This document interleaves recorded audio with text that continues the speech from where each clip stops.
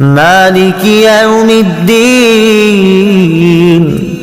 ترجمہ: جزا کے دن کا مالک، مالک یوم الدین، جزا کے دن کا مالک۔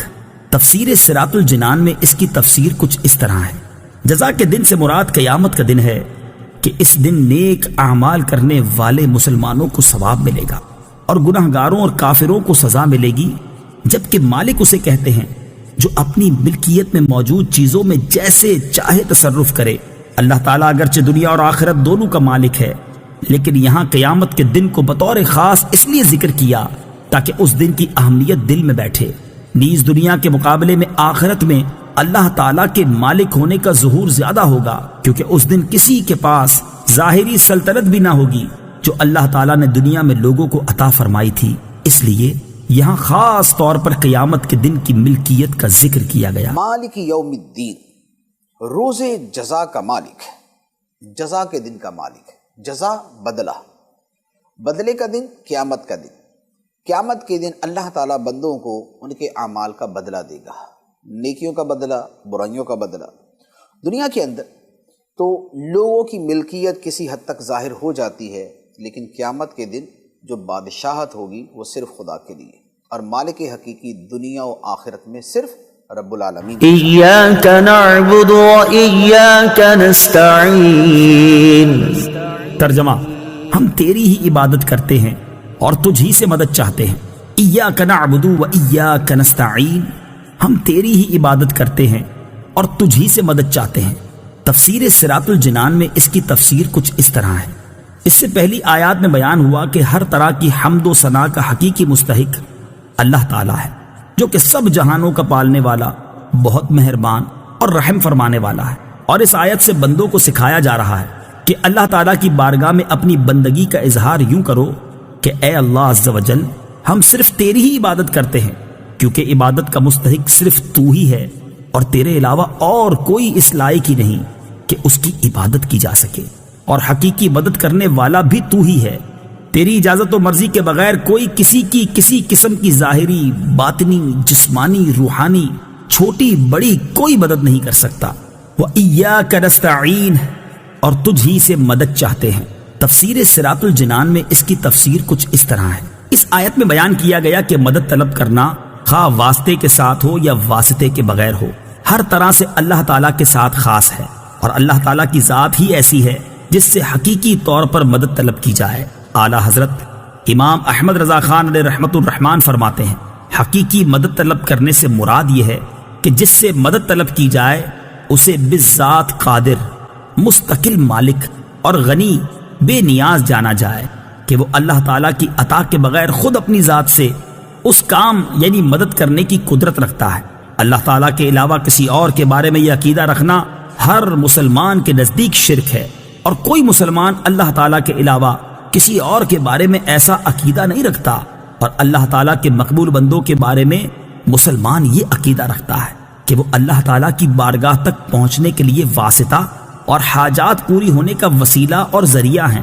تو جس طرح حقیقی وجود کہ کسی کے پیدا کیے بغیر خود اپنی ذات سے موجود ہونا اللہ تعالیٰ کے ساتھ خاص ہے، اس کے باوجود کسی کو موجود کہنا اس وقت تک شرک نہیں جب تک وہی حقیقی وجود مراد نہ لیا جائے۔ یوں ہی حقیقی علم کہ کسی کی عطا کے بغیر خود اپنی ذات سے ہو، اور حقیقی تعلیم کہ کسی چیز کی محتاجی کے بغیر از خود کسی کو سکھانا اللہ تعالیٰ کے ساتھ خاص ہے، اس کے باوجود دوسرے کو عالم کہنا یا اس سے علم طلب کرنا اس وقت تک شرک نہیں ہو سکتا جب تک وہی اصلی معنی مقصود نہ ہو۔ تو اسی طرح کسی سے مدد طلب کرنے کا معاملہ ہے کہ اس کا حقیقی معنی اللہ تعالیٰ کے ساتھ خاص ہے، اور وسیلہ و واسطہ کے معنی میں اللہ تعالیٰ کے علاوہ کے لیے ثابت ہے اور حق ہے۔ یہ اللہ تعالیٰ نے اپنی حمد کے بعد فرمایا کہ اے بندو، اب خدا کی بارگاہ میں یوں عرض کرو، ایاک نعبد و ایاک نستعین، ہم تیری ہی عبادت کرتے ہیں اور تجھ ہی سے مدد چاہتے ہیں۔ اے مولا، ہم عبادت بھی تیری ہی کرتے ہیں اور مدد بھی تجھ ہی سے مانگتے ہیں۔ عبادت کا مستحق صرف اللہ تعالیٰ ہے، اللہ کے علاوہ کوئی معبود نہیں، خواہ وہ نبی ہے، خواہ وہ ولی ہے، یا وہ کوئی اور ہستی ہے یا وہ فرشتہ ہے، اللہ کے علاوہ عبادت کے، بندگی کے لائق کوئی نہیں۔ ہمارا کلمہ یہ ہے لا الہ الا اللہ، اللہ کے سوا کوئی معبود نہیں۔ ہمارے نبی صلی اللہ علیہ وآلہ وسلم جو خدا کے بعد سب سے افضل ہیں، ان کے بارے میں بھی ہم یہ کہتے ہیں اشہد ان محمدن عبدہ و رسول، میں گواہی دیتا ہوں کہ محمد صلی اللہ علیہ وسلم اللہ کے بندے ہیں اور اس کے رسول ہیں۔ تو نبی پاک صلی اللہ علیہ وآلہ وسلم بھی جب خدا نہیں بلکہ بندہ خدا ہیں، خدا کے خاص بندے ہیں، تو کسی اور کے بارے میں معبود ہونے کا ہم سوچ بھی نہیں سکتے۔ دوسری بات فرمائی وَإِيَّاكَ نَسْتَعِينُ، اور اے اللہ ہم تجھ ہی سے مدد مانگتے ہیں، کیونکہ مستعان حقیقی، حقیقت وہ ذات کہ جس سے مدد مانگی جائے، حقیقی طور پہ مدد کرنے والی ذات خدا کی ہے۔ فرشتے بھی اگر مدد کریں تو خدا نے ان کو اختیار دیا تو ہی مدد کرتے، اپنی طرف سے فرشتے مدد نہیں کر سکتے۔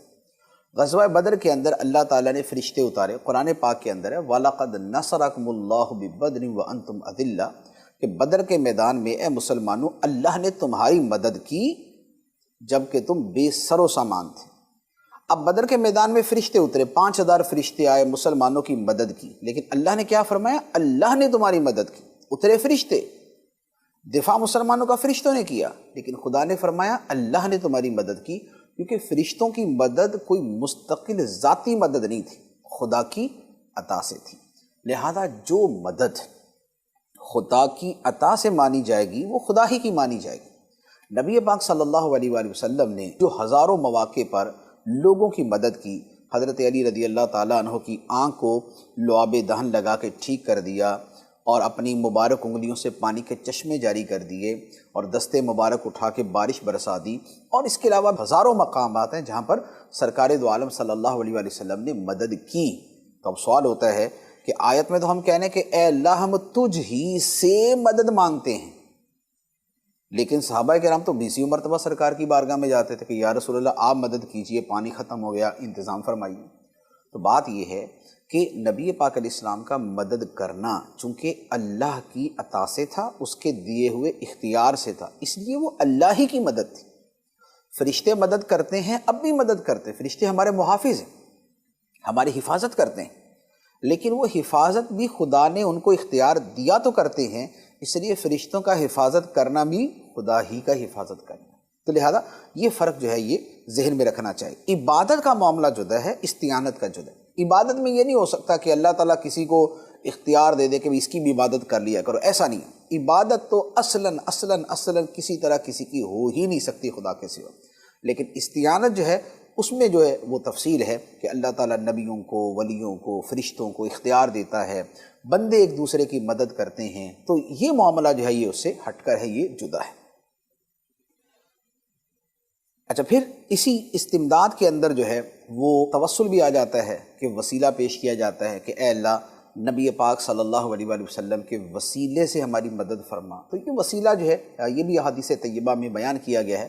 بخاری شریف کی حدیث ہے، حضرت عمر فاروق رضی اللہ تعالیٰ عنہ نے کہا اللہم انا کنا نتوسل الیک بنبینا صلی اللہ علیہ وسلم، کہ اے اللہ ہم تجھ سے پہلے اپنے نبی کے وسیلے سے دعا مانگتے تھے، اور اب ہم تجھ سے نبی کے چچا کے وسیلے سے دعا مانگتے، حضرت عباس رضی اللہ تعالیٰ عنہ کے وسیلے سے۔